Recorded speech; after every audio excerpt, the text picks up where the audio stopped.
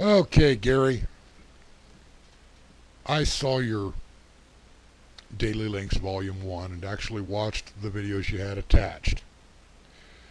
So, in response to the first ouch from your DoNotGod channel, consciousness. I think your argument basically consists of consciousness is a figment of somebody's imagination. It's manufactured in their brain. Perhaps an illusion, since it has no actual substance.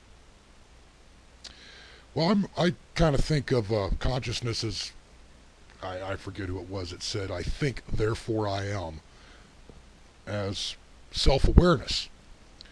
Now, that still doesn't prove that it's not all in your head. I'll offer a couple of bits of evidence here for you that shows that consciousness, or at least something outside of ourselves, does exist. In the animal kingdom, for example, animals that find their way home even though they've never been on a particular path that goes to and from their home, if you will. Specifically, how about a homing pigeon?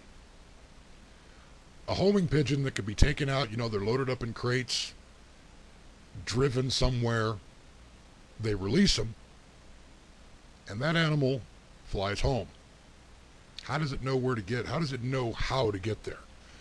Yeah, maybe that's not really a good argument. And some people would argue, well, they're observant of their surroundings as they're driving from point A to point B, and then when they're released, they familiarize themselves with landmarks and they fly back. Okay.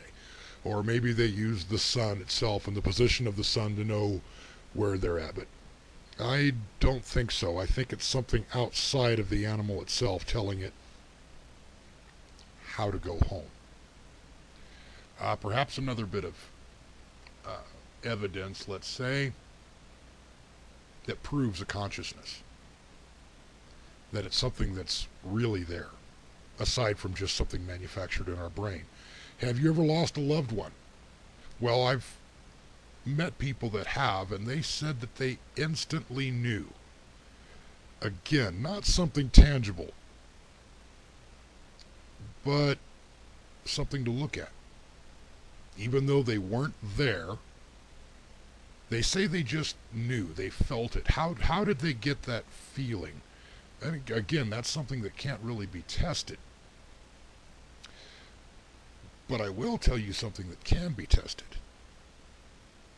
And if I need to, we'll find links to demonstrate this. They actually do twin studies. Studies on twins. And they have had cases when one twin was hurt, the other one felt it. When one was sad, the other was sad. You see what I'm saying? I know you know what I'm talking about. How would you explain something like that? There's no tangible connection between the two. But the effects are still seen, thus demonstrating an unseen connection. I think that that's evidence that consciousness exists. Something beyond ourselves.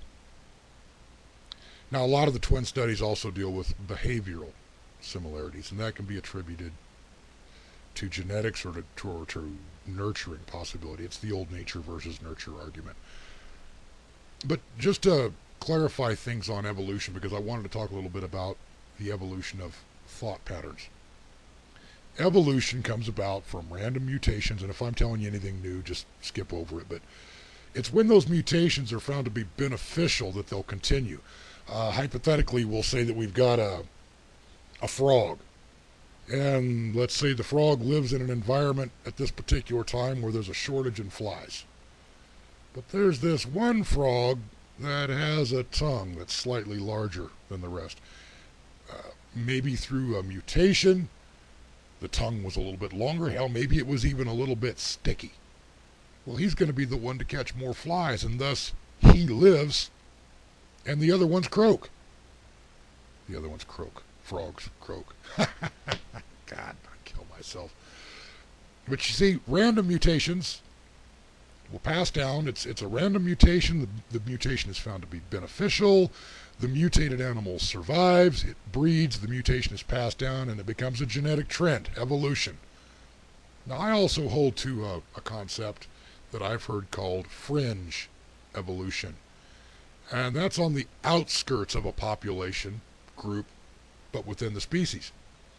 If the random mutation were to take place within the larger body of the population, it has more competition from that larger population, and therefore that mutation or that mutated animal is less likely to survive.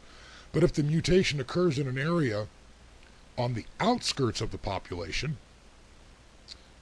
with a lower population of that species in that area, then the beneficial mutation is more likely to continue, and because there's actually less numbers to breed with.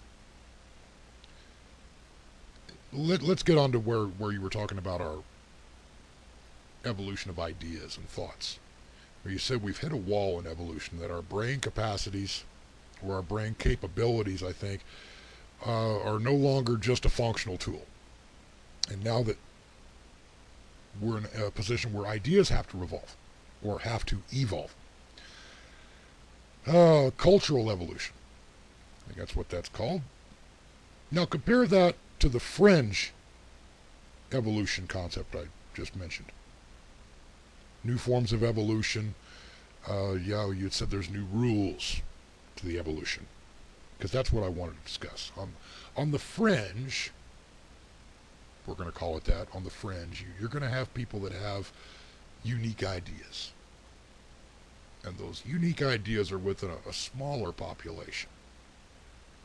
And that population, that small population, evolves to accept that idea. The idea takes root, it grows. And now you have a small, yet viable population holding to a new idea. Then they're going to intermix with the larger herd and try to pass on that idea. Later on, it's going to be determined if that particular idea is beneficial or not. It'll catch on with some, but it'll be attacked by others. Others who disagree with that new idea. And often the idea attackers, the ones who attack the ideas, disagree with that new idea because it violates their own ideas or violates their own agenda. And their agenda is to steer the herd towards their ideas, not this new guy's ideas.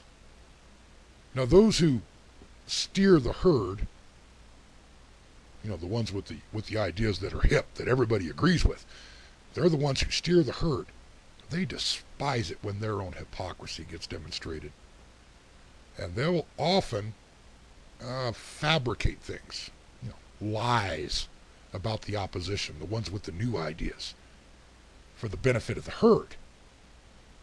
But it's really not beneficial for the herd. It's beneficial for the controller of the herd, while they try to convince the herd that it's beneficial to them as well.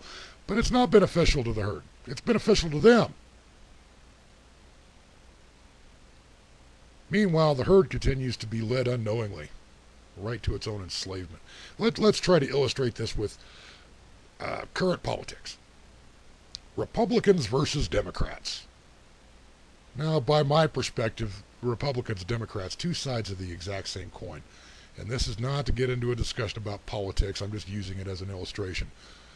When new ideas get presented in politics that actually make sense, but those ideas come from outside the herd, outside the status quo, and that new idea actually shows that it has potential to take root and grow, the opposition will see this as a threat.